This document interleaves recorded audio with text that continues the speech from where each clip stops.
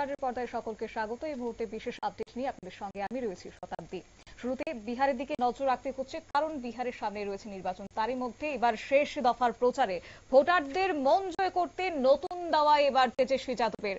RJD নেতার আজ বড় ঘোষণা, ক্ষমতায় এলে রাজ্যের মহিলাদের হাতে বছরে 30,000 টাকা তুলে দেবে সরকার যদি তারা ক্ষমতায় আসে, এবং যা কিনা আগামী 5 বছরের 1.5 লক্ষ টাকা।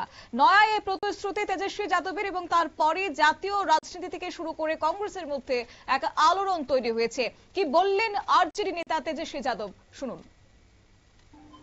वो सब लोग उत्साहित हैं और तो हम ये आप लोगों के बीच कहना चाहते हैं कि उन मां बहनों के मांगों पर हम लोगों की सरकार जो है बनने जा रही है, और सरकार बनते ही आप सब लोग जानते हैं कि मकर संक्रांति का जो दिन है, यानी खरवास के बाद मकर संक्रांति आता है, हिंदुओं के लिए जो है नया साल के तौर पे लोग देखते हैं। दही चूड़ा जो है हम लोग खाते हैं, यानी 14 जनवरी को होता है सरकार बनेगी, और 14 जनवरी मकर संक्रांति के दिन मां बहन मान योजना के तहत पूरे 1 साल का 30,000 रुपया माताओं बहनों के खाते में हम लोग डालने का काम करेंगे, ताकि इस महंगाई के जमाने में उनको जो है सहयोग मिले। 5 साल का 1.5 लाख रुपया होता है और महीना का 2,500, यानी 12 महीने का 1 साल का एक साथ जो है 14 जनवरी मकर संक्रांति के दिन 30,000 रुपए उनके खाते में। তেজস্বী যাদবের বক্তব্য আপনারা শুনলেন। তবে এখানেই কিন্তু থেমে থাকেননি তিনি। প্রতিশ্রুতির বন্যা বইয়েছেন আজ নির্বাচনকে কেন্দ্র করে। সেখানে রয়েছে বয়স্ক ভাতা চালু, একই সঙ্গে মহিলা সরকারি কর্মচারীদের 70 কেমির মধ্যে ট্রান্সফার করা হতে পারে বলেও কার্যত প্রতিশ্রুতি দিয়েছে তেজস্বী যাদব। কি বললেন শুনুন। कई बार हम लोगों ने मांग की, ओपीएस ओल्ड पेंशन स्कीम, हमारी सरकार बनेगी तो ओल्ड पेंशन स्कीम जो है लागू किया जाएगा। साथ ही साथ आप सब लोगों को हमने बताया, चाहे पुलिसकर्मी हो, चाहे अस्पताल में जितने स्वास्थ्य कर्मी हो, या शिक्षक हो, या अन्य सरकारी कर्मचारी हो, उनका जो होम डिस्ट्रिक्ट है 70 किलोमीटर के दायरे में ही ट्रांसफर पोस्टिंग जो है हम लोग करेंगे। और लोगों की भी मांग है, नर्स वगैरह, हम तो स्वास्थ्य मंत्री रहे हैं, इस पे भी हम लोग काम कर रहे थे। लोगों की मांग थी, नर्सेस की मांग थी। ये चंपारण की रहने वाली है, आप उसको जम्मू ही ट्रांसफर कर दिए, वहां रहना पड़ता है, खर्चा जो है बढ़ता है। তেজস্বী যাদবের এই প্রতিশ্রুতি আপনারা শুনলেন, এবং তার এই প্রতিশ্রুতিকে ঘিরে রাজনৈতিক মহলে কিন্তু তীব্র আলোড়ন পড়েছে। কেউ বলছেন জনমোহিনী পরিকল্পনা, কেউ আবার দেখছেন নতুন ভোটের কৌশল হিসেবে। যদিও শুধুমাত্র মা বোনেদের কথাই নয়, একই সঙ্গে ভেবেছেন কৃষকদের কথাও। সেখানে কৃষকদের জন্য বড় প্রতিশ্রুতি দিয়েছে আজ তেজস্বী যাদব। কেন্দ্রের সহায়ক মূল্য থেকেও অতিরিক্ত মূল্য কুইন্টাল প্রতি 300 ধানের ক্ষেত্রে, এবং অন্যদিকে গমের ক্ষেত্রে কুইন্টাল প্রতি 400 টাকারও প্রতিশ্রুতি দেওয়া হয়েছে। কি রয়েছে তার বক্তব্য শুনুন। एमएसपी के अतिरिक्त 300 रुपए प्रति क्विंटल के दर पर अतिरिक्त बोनस का जो है भुगतान किया जाएगा। यानी जो धान का जो न्यूनतम समर्थन मूल्य है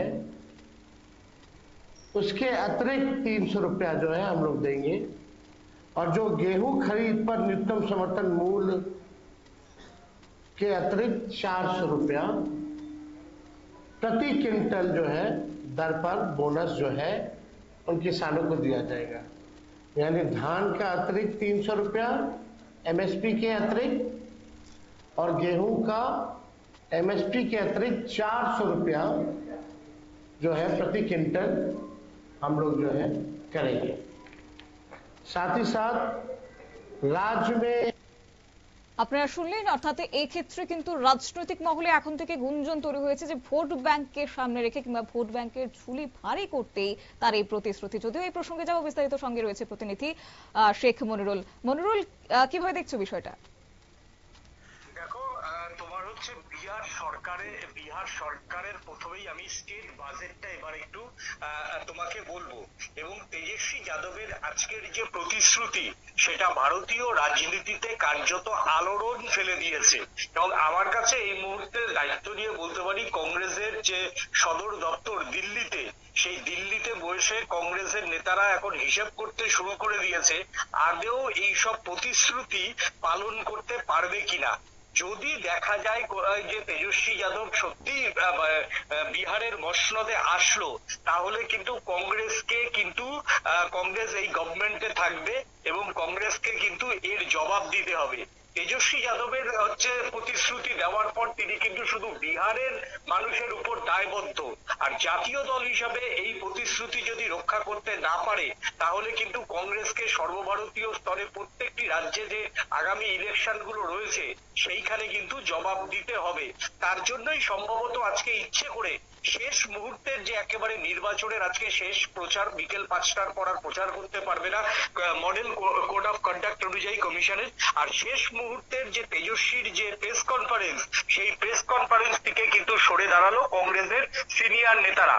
অশোক গেহলোট থেকে তোমার হচ্ছে অধীর রঞ্জন চৌধুরী, সবাই কিন্তু এই মুহূর্তে পাটনাতে রয়েছেন, কিন্তু পাটনাতে কোনো সিনিয়র কংগ্রেস নেতারা কিন্তু এই প্রেস কনফারেন্সে অংশগ্রহণ করলো না।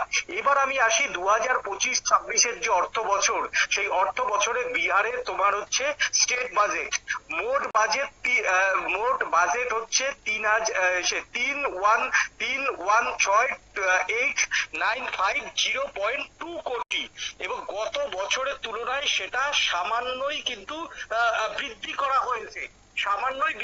হয়েছে। এছাড়াও হচ্ছে অর্থনীতিতে এই বছর যেটা বিহারের যে জিডিপি, সেই জিডিপি বৃদ্ধির হার কিন্তু 20% হবে বলে প্রায় অনুমান করা হচ্ছে। তবে অর্থনীতিবিদরা কিন্তু এ ব্যাপারে শিওর হতে পারছে না। আরো একবার স্টেট বাজেটটা বলে দিচ্ছি, 3,16,895.0.2 কোটি। এবার আমি আসি গুরুত্বপূর্ণ খাতগুলির বরাদ্দ।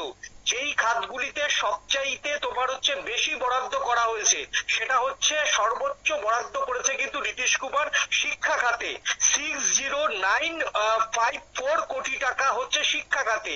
স্বাস্থ্য খাতে হচ্ছে 20,335 কোটি টাকা। পল্লী উন্নয়ন অর্থাৎ হচ্ছে পঞ্চায়েতের উন্নয়ন 16,193 কোটি টাকা। শক্তি 13,483 কোটি টাকা। অর্থাৎ যে এই যে তোমার হচ্ছে সব থেকে যে বেশি খাতে যেখানে বাজেট বরাদ্দ করা হয়েছে, সেই বাজেট যদি আমি তোমার মোট বাজেট ধরি, তাহলে কিন্তু এই বাজেটের কয়েক গুণ কিন্তু এই যে প্রত্যেক মহিলাকে যে 5 বছরে 1.5 লাখ টাকা এবং বছরে যে 30,000 টাকা, এছাড়াও তোমার হচ্ছে কৃষকদের জন্য, যারা হচ্ছে ছোট কৃষকদের জন্য পুরোপুরি বিদ্যুৎ ফ্রি করার প্রতিশ্রুতি, এবং তোমার হচ্ছে গ্রামীণ যে বিহার আছে, সেই গ্রামীণ বিহারে বিনামূল্যে বাড়িতে বাড়িতে জলের প্রতিশ্রুতি। এটা অবশ্য ঠিকই রয়েছে, এটা পারা সম্ভব, কিন্তু তোমার হচ্ছে এমএসপি নিয়ে কিন্তু সারা ভারতে এইরকম এখনো পর্যন্ত ভারতীয় রাজনীতিতে এত বড় প্রতিশ্রুতি কিন্তু কেউ দেয়নি। কৃষি ক্ষেত্রে সব থেকে বেশি এগিয়ে কিন্তু পাঞ্জাবের কংগ্রেস গভর্নমেন্টও কেন্দ্রীয় সরকার যে ধান এবং সহায়ক মূল্য ফসলের তারা ঘোষণা করে, তারপরেও কিন্তু তারা এত টাকা বেশি দিতে পারে। আজকে তেজস্বী যাদব শুধুমাত্র ধানের এমএসপি, যে সেন্ট্রালের যে এমএসপি, তার থেকে অতিরিক্ত কুইন্টাল প্রতি 300 টাকা, গমের ক্ষেত্রে দেওয়া হবে 400 টাকা, জোয়ার বাজরা এই ক্ষেত্রেও কিন্তু 400 টাকা। এছাড়াও আখ সহ অন্যান্য ফসলেও কিন্তু প্রায় তোমার হচ্ছে 300 টাকার আশেপাশেই কিন্তু তিনি ঘোষণা করেছেন। অর্থাৎ তাহলে কৃষি বাজেট, এই অতিরিক্ত যদি কৃষি বাজেট দেওয়া হয় তাহলে বিহারের যে তোমার হচ্ছে মানে সব থেকে ৩য় নম্বর যে পঞ্চায়েত, সেই পঞ্চায়েতের উন্নয়নে 16193 যে কোটি টাকা বরাদ্দ হয়েছে তার কয়েক গুণ বেশি হবে। তাহলে এই যে বাড়তি টাকা সেটা কোন খাত থেকে আয় করতে হবে? দেখো, বিহার সব থেকে হচ্ছে পিছিয়ে পড়া স্টেটের মধ্যে কিন্তু একটা।